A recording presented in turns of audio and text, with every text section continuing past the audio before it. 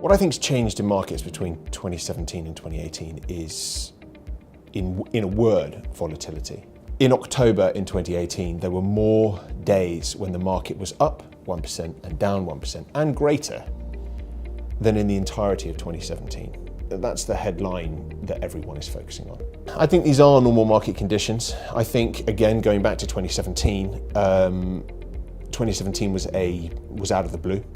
What we're seeing now, the volatility that we're seeing in 2018, is very much representative of historical volatility levels. It may feel more painful in terms of the headlines, in terms of everyone worrying about markets, but actually it's more representative of where we've been. Less of the world is paying attention to Brexit. It's moving the pound, it's moving the stock market, but there are a lot of macro issues in 2018 that we need to focus on that are causing the markets to move a lot more. You've got Italian debt, you've got the Italian government and their kind of non-compliance with the EU budget. Obviously the main headline that seems to be grabbing everyone, which is the US-China trade tensions. The headlines themselves aren't making me nervous, it's the market's reaction to the headlines. The markets are just moving in much larger fashion than they were in 2017.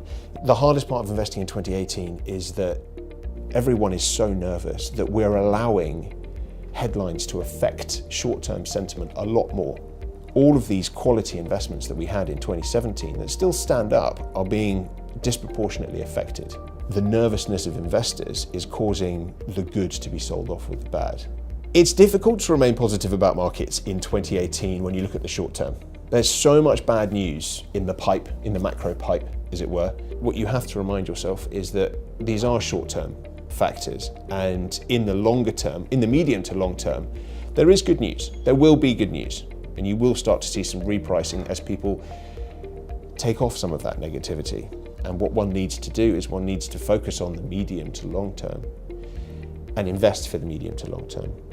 Clients can expect to see from markets in 2019 much more of what they saw in 2018. You're going to see volatility returning. You're going to see headlines that usually in 2017 wouldn't have affected the markets. You're going to see them have a much larger effect on stock markets. You're going to see those returns going from 1-2% up to 2-3% down. And you're going to see that going through the entire year potentially.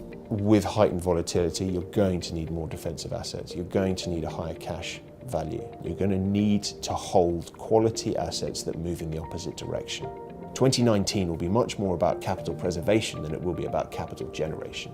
And that's what we need to make sure is that quality asset classes that are oversold, we're buying and putting into the portfolios. But at the same time, we're buying those defensive assets that ensure that should we have a negative year, we've got that robust defense in the portfolio. We want you to know that we're ready for 2019 and whatever markets throw at us.